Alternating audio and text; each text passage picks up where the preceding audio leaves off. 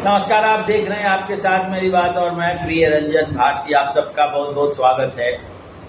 प्रशांत किशोर जन सुराज अभियान के नेता अब ये कह रहे हैं कि अगले विधानसभा चुनाव में या तो वो अर्श पर होंगे या फर्श पर। वो अपनी एक पार्टी बनाने जा रहे हैं। अभी तक जन सुराज अभियान था और जन सुराज अभियान को वो एक राजनीतिक शक्ल देने के लिए 2 अक्टूबर की तारीख मुकर्रर कर चुके हैं। 2 अक्टूबर को यानी गांधी जयंती के दिन अपनी पार्टी जन सुराज पार्टी का ऐलान करेंगे, विधिवत उसका शुभारंभ करेंगे। ये एक बड़ी बात है। जैसे वो उन्होंने जिस तरह से जनता को उनकी उम्मीदों और उनकी आशाओं के अनुरूप एक मूर्त सत्ता देने की कोशिश की है, लोगों की उम्मीदों पर खरा उतरने के लिए जिस तरह से लोग चाह रहे हैं वैसी सत्ता मिले और उनका काम हो, उनको आसानी हो, उनको सहूलियत हो, वो उस तरह से लोगों को कनेक्ट करते आ रहे हैं। पिछले लंबे समय से बिहार में पदयात्रा करते हुए उन्होंने एक जन अभियान खड़ा करते लोगों को परखा और लोगों से खुद को कनेक्ट किया है।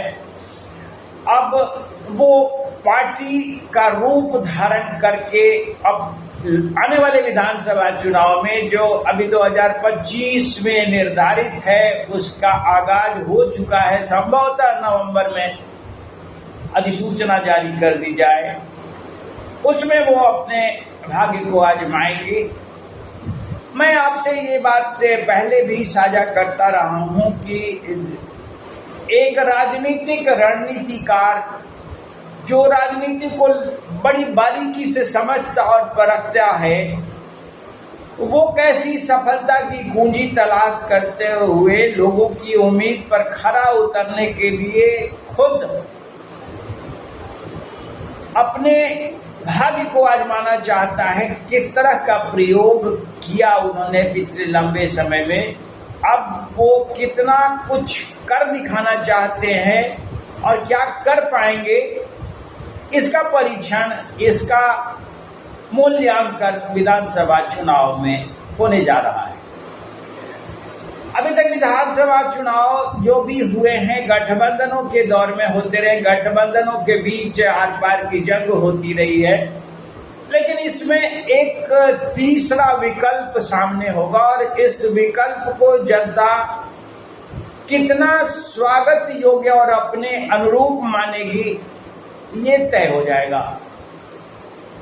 लेकिन इससे पहले जन सुराज अभियान चलाते हुए प्रशांत किशोर ने बिहार की माटी से जुड़े लोगों को, बिहार के गांवों में जाकर लोगों को जाना और उनकी समस्याओं को समझा और उनके सामने विकल्प उन्हीं के बीच से खड़ा करने की कोशिश की। ये एक सामाजिक परिवर्तन जैसी लड़ाई का श्री गणेश किया था उन्होंने। वो एक सामाजिक परिवर्तन और लोगों की उम्मीद के अनुरूप वैसी ही सत्ता का हस्तांतरण करना चाहते हैं। कहना अतिरेक नहीं होगा कि ये किसी जयप्रकाश आंदोलन या फिर किसी अन्ना आंदोलन के समरूप ही कहा जाना चाहिए, क्योंकि लोगों से सीधे उस सत्ता का वास्ता उनकी सत्ता और उन्हीं के बीच में, उनके बीच से ही हस्तांतरित हो, इस तरह का प्रयास करने वाला, इस तरह का प्रयोग करने वाला राजनीतिक दल अभी तक नहीं हो पाया है। अब जब जनसुराज अभियान को पार्टी की शक्ल देकर प्रशांत किशोर लोग विधानसभा चुनाव में उतरेंगे तो उनका दावा है कि जिन अभियान के तहत जिन लोगों को उन्होंने परखा है उन्हीं में से कोई एक उम्मीदवार होगा और 243 सदस्यों वाली विधानसभा के लिए, बिहार विधानसभा के लिए उतनी ही संख्या में सारी सीटों पर वो उम्मीदवार उनके बीच से ही उतारेंगे। ये प्रयोग कितना सफल हो पाएगा, इसको ही उन्होंने परिभाषित किया है। उन्होंने किसी सवाल का जवाब देते हुए कहा कि हम या तो अर्श पर होंगे या फर्श पर। उनका मानना है कि इस प्रयोग से या तो उनके विधायकों की संख्या 10 के नीचे आ जाएगी या फिर वो अपने बूते सत्ता को संभालने के काबिल हो जाएंगे, यानी सरकार खुद बना लेंगे। तो क्या प्रशांत किशोर मुख्यमंत्री बनने का सपना देख रहे हैं? राजनीति में कदम ताल करने वाला कोई भी व्यक्ति शीर्ष पर पहुंचने की हसरत रखता है और प्रशांत किशोर तो राजनीति को ओढ़ बिछा रहे हैं, राजनीति को अपना आहार राजनीति से ही तलाश रहे हैं और अपनी सारी ऊर्जा राजनीति में ही केंद्रित किए हुए हैं। उन्होंने रणनीतिकार के बतौर कई पार्टियों में, कई राज्यों में उनकी रणनीति बनाई और चुनाव अभियान को सफलता के अंजाम तक पहुंचाया। अब वो इनकी रणनीति का ही हिस्सा है कि बिहार की माटी से वो जुड़े हैं और बिहार को ज्यादा समझते हैं, बिहार की जरूरतों और यहाँ की आवश्यकताओं और यहाँ के लोगों की आकांक्षाओं को बेहतर समझते हैं। इसलिए उन्होंने जन जन से जोड़ने का एक अभियान चलाया और इस अभियान के बाद अब उसको एक राजनीतिक शक्ल दे रहे हैं। अब जब वो इस स्तर पर आ चुके हैं, अब लगा कि एक ऐसा सैचुरेटेड पॉइंट आ गया है जहां से अब एक संतुलित पार्टी की रचना की जा सकती है और चुनाव अभियान से उसे जोड़ा जा सकता है। तो उन्होंने इस बार के विधानसभा चुनाव में अपनी पार्टी को उतारने का मन बना लिया और लग रहा था मुझे उनके शुरुआत के दिनों से ही कि वो इस अभियान का केंद्र बिंदु चुनाव ही रखे हुए हैं, क्योंकि इतनी बड़ी मशक्कत और इतनी तैयारियों के साथ इतनी बड़ी जद्दोजहद करते हुए जन जन तक को खुद से जोड़ते हुए जो उन्होंने अभियान चलाया वो निठल्ला नहीं था। उसके पीछे यही एक बड़ी आशा की किरण थी और यही एक मिशन था कि हमें चुनाव में जीतकर सत्ता के शीर्ष पर पहुंचना है।